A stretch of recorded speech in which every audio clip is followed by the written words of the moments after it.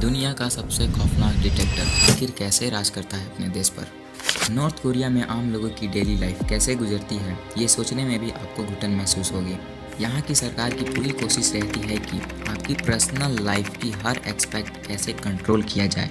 यहाँ तक कि कौन कहाँ रहेगा, क्या काम करेगा, क्या पढ़ेगा, ये सब सरकार डिसाइड करती है। कैसे कपड़े पहनते हो, कैसे बाल कटाते हो, ये भी सब सरकार बताएगी।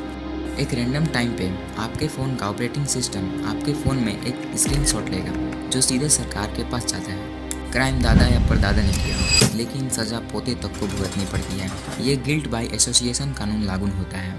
इसीलिए हर एक परिवार का एक एक सदस्य शक की नज़र से देखता है, चाहे वो अपना भाई हो या बहन, यहाँ तक कि अपने माता पिता को भी।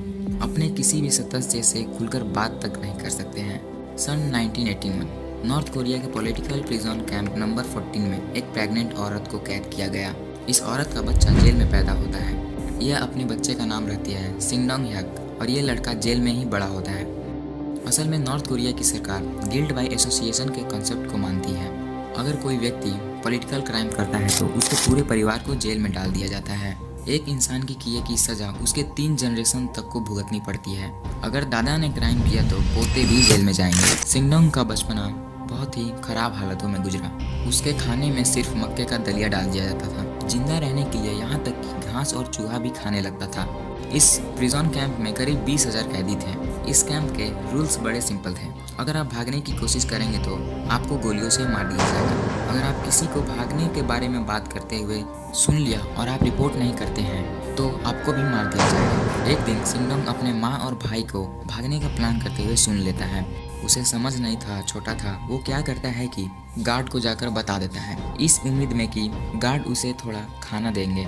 लेकिन उसके 7 महीने बाद सभी कैदियों को कैंप के ग्राउंड में बुलाया जाता है और सबसे आगे सिंगडोंग को खड़ा किया जाता है और उसके आंखों के सामने प्रिजन गार्ड उसकी माँ को फांसी पे चढ़ा देते हैं और उसके भाई को गोलियों से मार देते हैं।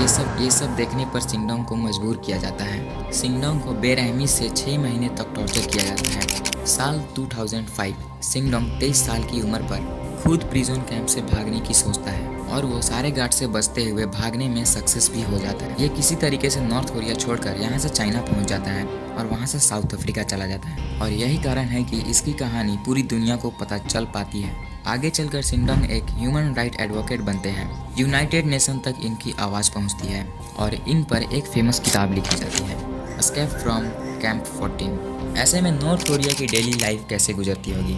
नॉर्थ कोरिया की पॉपुलेशन करीब 2.5 करोड़ लोगों की है। आम लोगों की ज़िंदगी कैसे गुजरती होगी दुनिया में। ऐसा करता हूँ कि आपको यहाँ तक की बात समझ में आ गई होगी। जाते जाते इस चैनल को सब्सक्राइब एंड लाइक करना ना भूलें।